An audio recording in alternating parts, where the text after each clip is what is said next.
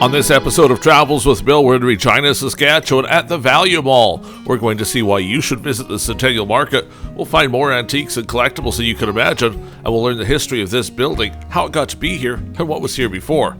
We'll even include a train. That's all ahead. While stepping inside the Value Mall, we find a bookstore, which is always a neat place to stop, but not today. We're here for the Centennial Market. Also inside there's a Dollarama, plus of course the anchor of the mall these days, I guess you would consider to be the Value Village. This is Regina's only Value Village, so if you're visiting the city, well, you're looking for Value Village, this is where you're going to end up. But if you keep on going down the hallway, you get to here. It's the Centennial Market, and this is an amazing place. Let's take a peek inside. Now you might recognize this, if you're a Regina traveler, as what used to be the Sears outlet store. In fact, the blue letters on the columns there are still very reminiscent of its Sears days, but it's been transformed. After Sears disappeared, the space was empty for a bit, then a market popped up, and originally you would have thought, well, it's just for Christmas, but it's a year-round market. It's so cool and it has so many different vendors. We're going to just take a walk through here and show you all the variety of what there is, and then we're going to get to the real show, the antiques and collectibles that we're going to spend a lot of time looking at. Now these days, the Centennial Market's run by a board of directors, so it's almost like a co-op kind of setup they've got going on. It's a non-profit group that makes sure all of this happens, but it gives commercial folks a chance to come and display their stuff in a big city without necessarily just having to wait for a trade show. Now, as far as hours go, they do vary, so it's worth checking out centennialmarket.ca for the latest. Right now, when we visited, their hours for the main area are Thursdays 10 till 4, Fridays 10 till 4, Saturdays 10 till 5, and Sundays 12 till 4. Now, the full market, that includes a few other things, open 10 till 5 on Saturday and 2 till 4 on Sunday. Near Christmas, though, that does vary, so always check the website, centennialmarket.ca. As you can tell, there's a wide variety of different vendors here, offering almost everything. There's a meat vendor in the back, there's lots of clothing, some collectible type items, there's some homemade stuff, but really everything is here. And if you're looking for a gift for someone and you're having that struggle of, what do you get them? Well, this is the sort of place you're going to find all sorts of unique stuff you won't see at Walmart or someplace like that. In fact, you won't even see a lot of this stuff on Amazon because it's made in Saskatchewan, a lot of it at least, and some of it's so very cute. Look at some of the clothing in here. We're going to see some baby stuff too. If you're thinking baby, well, how could you not be coming to look at this and take home something to snuggle them up in? I know, it's an amazing place. Now, if you're thinking of being a vendor here, certainly you can do that. The basic cost is $50 a weekend. That's sort of those little 10 by 10 stalls like we saw a little bit further back. Now, of course, there's some vendors here that have more space, so you can talk to the market folks about that. You'll even notice how some of these shops are set up so they have doors, so it's a permanent display. They don't have to take everything down after the weekend. That's a possibility too. All of that and more you find out just by talking to the organizers. Well, we're looking at some neat stuff here, but we're just about to the main event. Well, at least for me, because I like my history and I like antiques and collectibles. And so in the Centennial Market, we reach this part, the Centennial Antiques and Collectibles store. Oh, it's amazing. Now, there's actually a couple different guys exhibiting in here. We met Ken, and Ken is an amazing guy. We had a great long talk with him.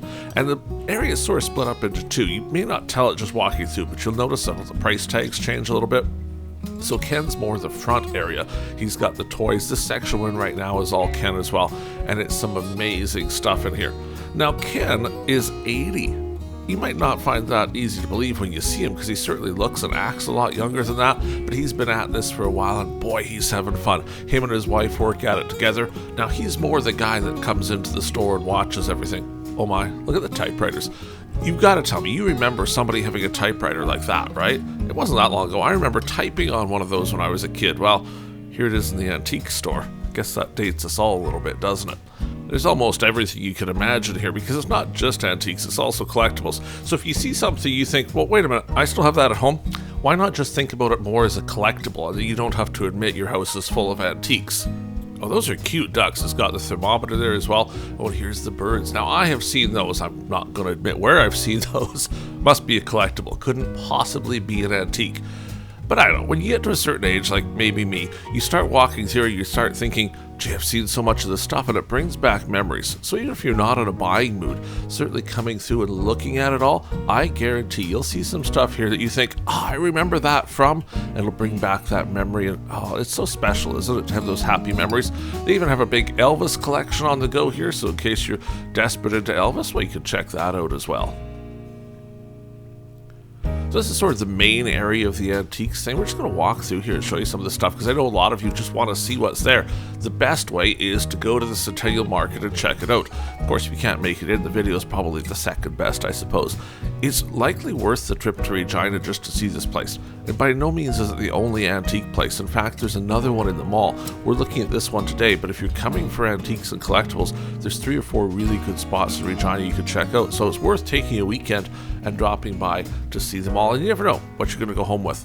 What I like most about this place is practically everything's for sale. So you don't have to worry about finding something and thinking you want it and them saying, oh no, that's just a display piece. We didn't want to sell it to you. So, you come in, if you fall in love, absolutely, it can be going home with you yet today. So as far as Ken goes, I probably spent half an hour visiting with him as we did some filming here and looking at everything. He's such an interesting guy. Now you'll notice there's some signs about, don't break this stuff.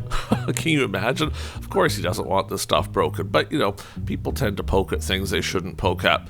Ken is an expert on antiques, though, and I talked to him a bit about, does he sell this stuff online? Because I know a lot of people watching will say, well, I'll just buy this on the website.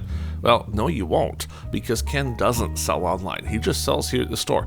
Now, a couple of reasons for that. One, of course, Ken maybe doesn't like computers as much as some people do, but he's also really worried about kind of the fraud that goes on. So you sell an antique on eBay, somebody gets it, they say, oh, it wasn't what I wanted, oh, it was damaged. They end up getting a refund and you're out the money. So it's so much better for him and for you to come see it in person, and of course you can protect it instead of having it shipped and make sure it gets home in just one piece. In fact, Ken was telling me about a cool table he found. It had an arborite top on it, and the table maybe wasn't in the best of shape when he found it. Kind of rusty, kind of yucky, so he did a lot of work to it. Got it all fixed up, took it apart, got it so the legs opened and closed again just like it should, then brought it into the store. Well, it sold the very next day because someone wanted that piece for their home. That's kind of cool, but to imagine trying to ship a table, well, in fact, imagine trying to ship a lot of this stuff or seeing good enough pictures online.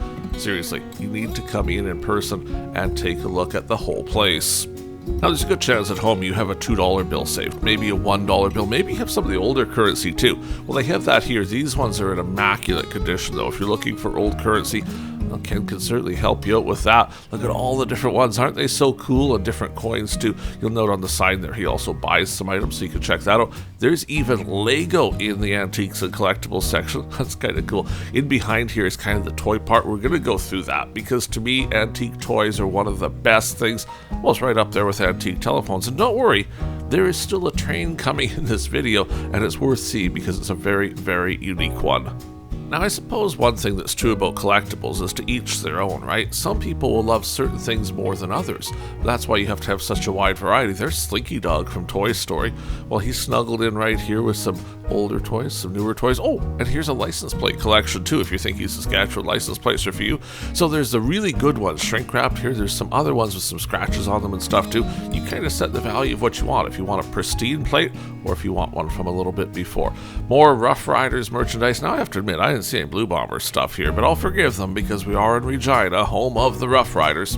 We're getting into the toy section. As we just come in, we see some salt and pepper shakers. Do you recognize what kind of glass that is? Well, I'm sure you do. To me, it looks a lot like uranium glass. Could be wrong. Don't have my black light with me to check it out, but Ken would gladly tell you about that. Now, there's toys here in packages, of course. Some of them you think, wait a minute, that doesn't even look that old. But, well, even 10 or 15 years old can be quite a collectible thing in some things. For example, Lego. Even 5-year-old Lego can be extremely collectible because they only make it for a little while. And if you missed out on getting a set, well, too late for you. Take, for example, the Lego trains. Right now, the current Lego train that's out is about $200 retail price. But if you just go back 3 or 4 years, they had a couple different trains out. Those ones now worth $300 or $400 each if they're in mint condition, still sealed. So the value of things, up it goes as they get more, well, rare, really. Now, here's the really cool thing. I've never seen one before, but it's a model limousine. That is neat, isn't it? Well, I guess if you wanted to afford your own limo, that might be one way you could do it. Further on in the back here, we have some Lego guys as well. There's some of the bigger ones, but there's also some NHL collectibles. We'll pan over to those in a second for you, just so you can see. See how those have like little flashlight bottoms on them? I'm sure they must be lights of some sort. Look at all the different helmets there, some jerseys as well. Pretty much anything you can imagine you'll find here. Wandering through the store for a while, it wasn't a struggle to find a lot of stuff I wanted to take home with me. But like I was saying before, sometimes even the memories are worth it. You might find one thing that you just have to have, but you'll find 10 or 20 other things that make you think, oh, those are just so amazing. Well, here comes the train. Now check out these cars, because this is a CN model train. I know you might have been expecting a real size one, but not today. 9162 is the engine number. There's a Government of Canada wheat car. You don't see a lot of those around anymore. Kind of cool. A CN box car there, a flat car. Then check this out. It looks handmade to me. A Saskatchewan oil car, followed up by a caboose. Then just a little bit down from that, we've got Saskatchewan pool elevators. Aren't those cool? They're made out of ceramic. I imagine those are extremely collectible as well. Here's the FisherPrice corner, because FisherPrice has been around, well, just about forever, right? And there's so many cool toys, and they always just work. Well, at least they usually do. Here's some of those record players up on the shelf, a cash register there as well. Oh, these are things you probably remember playing with as a kid. See the two different versions of cash register? Kind of the older one and the newer one? Well, you know the older one's worth more, right? FisherPrice has done that. They've come out with some new versions of the classics. The original classics, always worth the bucks, though. There's a Sesame Street record player. That's the one I had at home for years. 3 records on it, would play it. It was so cool. Now, believe it or not, FisherPrice did make a different record player that played real records. Well, they've got one of those in Ken's store too, so you can always take that home with you. Some M&M memorabilia there as well, including those cute little fans to keep you cool in summer. Lots of little people. I don't know if you knew, there's different types of little people. So the original ones have wooden heads and the newer ones have plastic heads. Well, they're all sorted out here. If you're looking for a little person, absolutely. You know, Ken was showing me some stuff in the back that's not on display. He has amazing things. So if you're looking for something you don't see, maybe worth mentioning it to him. See these bowls? I remember those from when I was a kid. I bet you do too. Who didn't have at least one of those bowls at home? Well, that's one of those memory things, right? Thinking about the cookies being mixed up in it and how good they're going to taste. And just seeing the bowl does it for you. Well, let's take a quick peek at the building itself. Now, this is a service station. We'll tell you what that's about in a second. In 1918, this whole building was constructed for the Timothy Eaton Company to accommodate its mail order operations. Sir John Eaton opened the building. In 1926, the company converted part of it to a retail store, and they added a gasoline filling station. There it is again out front. It was one of the first gas stations in Regina.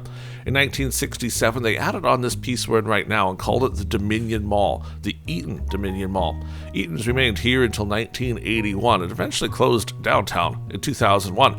After that, though, it became an outlet for Sears Canada. It was a Sears outlet mall sort of thing. You'd come in here and see all sorts of amazing stuff. Well, of course, Sears eventually disappeared too. Back in 1909, the city built a 600-seat grandstand and sports field for baseball and lacrosse teams. That was on this site. It was known as Dominion Park. In 1917, the land purchased for $100,000, and that was all cleared up to make way for the present building. Well, there's some stuff on the wall here, as you can see, that tells you all about that. That does it for this episode of Travels with Bill. Hit that subscribe button, and we'll see you next time. Farewell from Regina and the Value Mall with the Centennial Market.